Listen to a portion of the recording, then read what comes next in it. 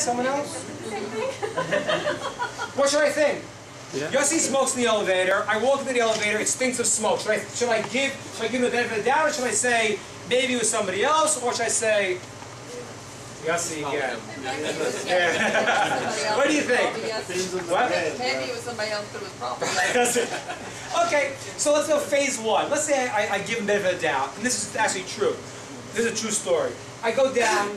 I get down to the lobby level. I'm thinking maybe it is him, maybe it's not him. And as I get out there, standing right outside the elevator is Yossi.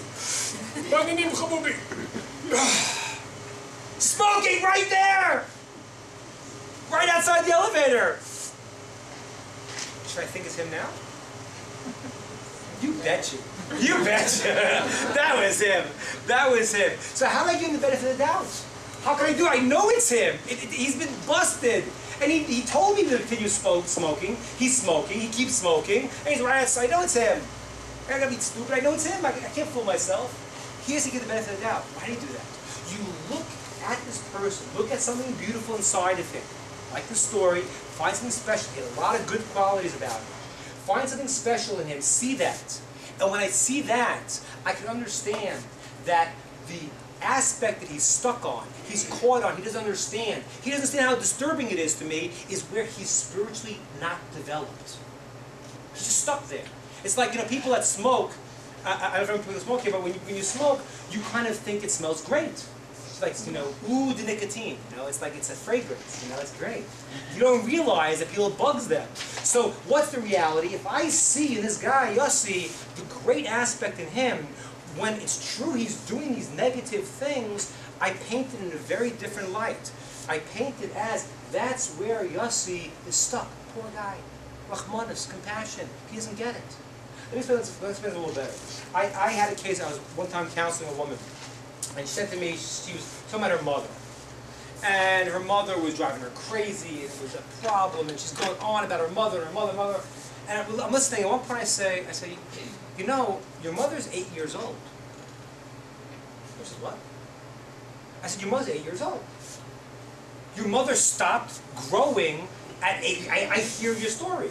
At 8 years old, this person stopped developing, and now you have an adult running around, really who's 8 years old in an adult body, screaming at you and telling you these things, but they're really 8 years old. The woman said to me, it's amazing. She says, my mother's father died when she was 8 years old. I hit it on the head. I don't know how, it was a little, but what happened was, the person did stop growing.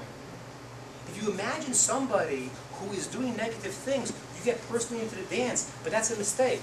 The right way is, see something beautiful in the person, and wherever they're doing something that is wrong, it's because they are stuck.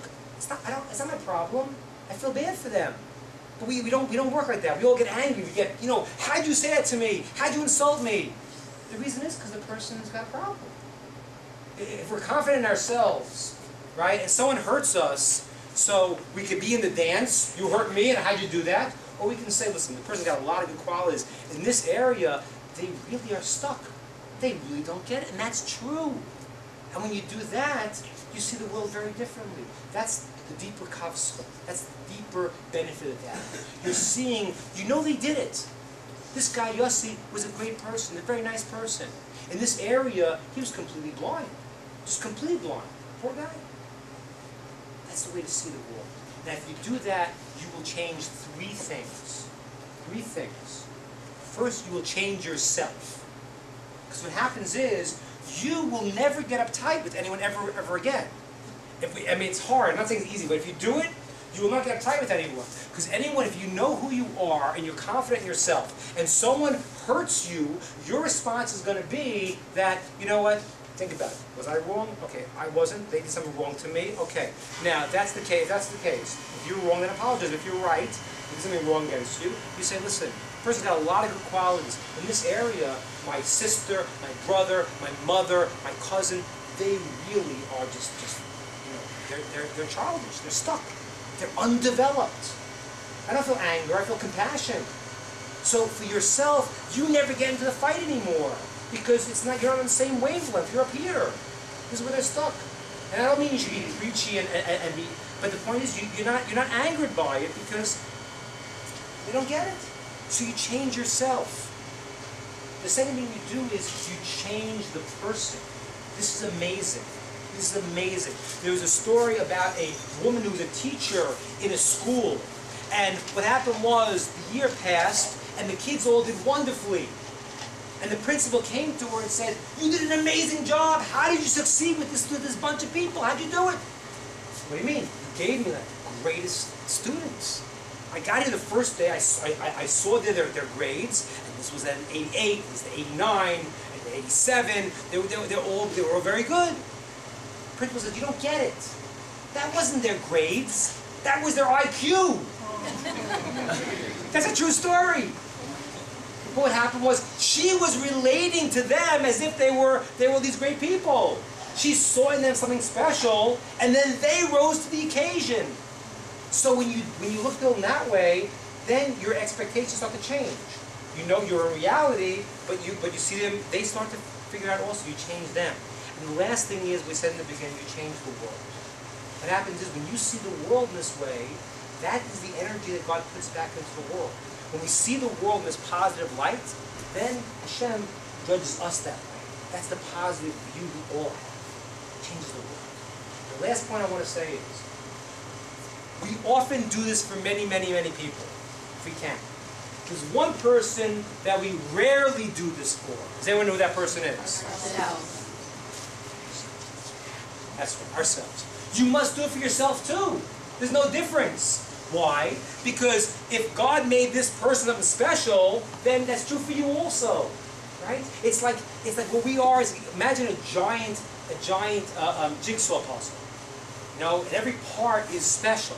Imagine it's 1,000 pieces of the puzzle with a face of a person. Imagine now that the middle piece, the nose, is missing. The whole thing is not worth anything. That's each and every one of us. Without everyone here, their unique piece of the jigsaw puzzle, the puzzle won't work. God made us that we're each unique. That's why the Talmud says, you have an obligation, it's bizarre, an obligation to say, the world was made for me. Can you imagine that? When you wake up in the morning, you say, the world was made for me. That's great. Great. Isn't that selfish? Well, no, it's not. You know why? Because you're saying it, and you're saying it, and you're saying it. Everyone's saying it. Because it's true. Every single person, the world was created for them. They have something unique that no one else can do. And that's us too. And I'll give you one other example. Jason, we'll use you as an example. Would you mind? Okay. Jason, how would you feel if you got a call tomorrow from the CIA? I said, Jason Adler? Yeah. Jason, listen, this is the CIA, and we've decided that we've done some research and some tests about people's IQ and their capabilities, their abilities, and we right now have a mission that the whole entire world depends on. And from our calculations, we are sure that you are the only guy who could do it. The entire free world, Jason, is on your shoulders.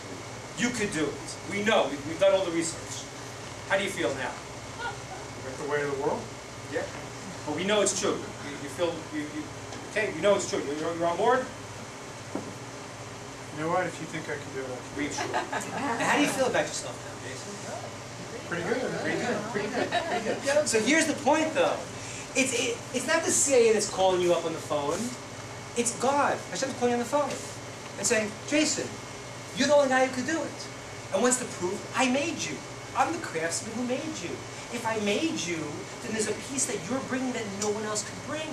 God is literally calling us up on the phone and saying, you and you and you and me have something special that only we could do.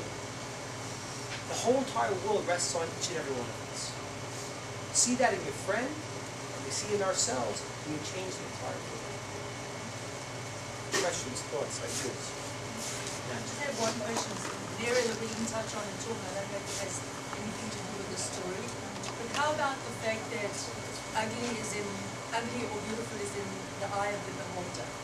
So, you know, somebody may be ugly to you. If I come from a different culture, he may be gorgeous. Right. So how do you relate that to the story? That's a good question.